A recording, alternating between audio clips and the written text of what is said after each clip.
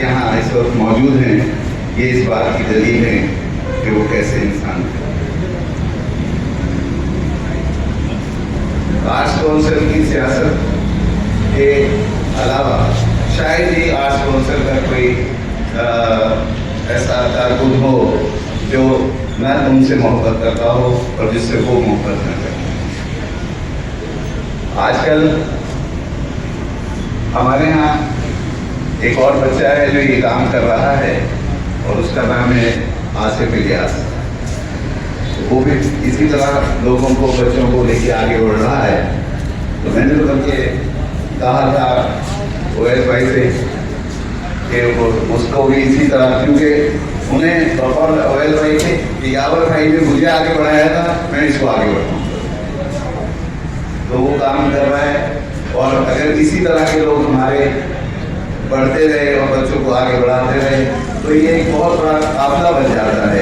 آج بھی جتنے لوگ بیٹھے ہوئے ہیں یہ کسی نہ کسی طرح ان سے مستفید ہو چکے ہیں، ان کی محبت سے، ان کے کارناموں سے۔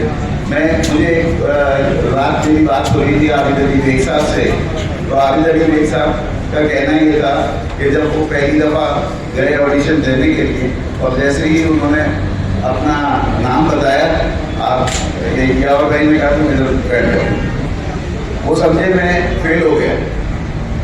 جب بعد میں انہوں نے مجھے بتایا کہ آپ سلیکٹ ہو چکے، تو اس طرح کے وہ انسان تھے کہ نام بتانے سے انہیں معلوم ہو جاتا تھا کہ اس شخص میں کیا خصوصیات ہیں۔ آج وہی عابد علی بیگ پوری دنیا کے ریڈیو سے جو ہے وہ بات کر رہے ہیں لوگوں سے، اور ایک چمکتا ستارہ ہیں۔ تو ایسے بہت سے ستارے انہوں نے پوری دنیا کے اندر، شاید ہی کوئی ملک ہو جہاں پر جا کر رائٹر جو ہے شاگرد موجود نہ ہو۔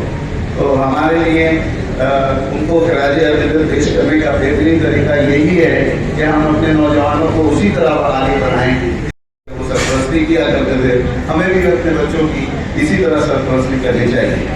میں بھی اس طرح سے اسی سلسلے میں کام کر رہا ہوں جو بچوں کے حوالے سے، کہ اس میں کتب دینی کی طرف ہم راغب کر رہے ہیں چھوٹے بچوں کو، جو کتاب پڑھیں، اور ہم نے پیغام بھی یہی دیا ہے کہ کتاب پڑھیے، کتاب خریدیے، کتاب کا تحفہ دیجیے۔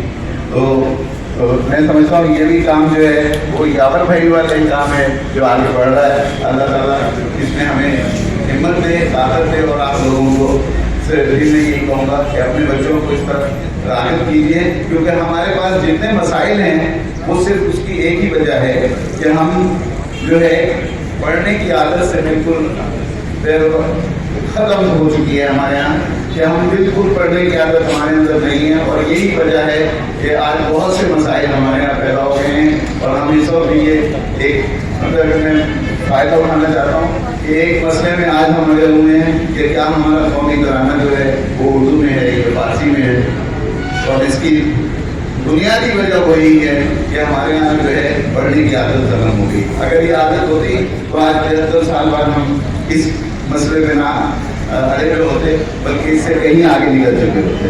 بہت بہت شکریہ۔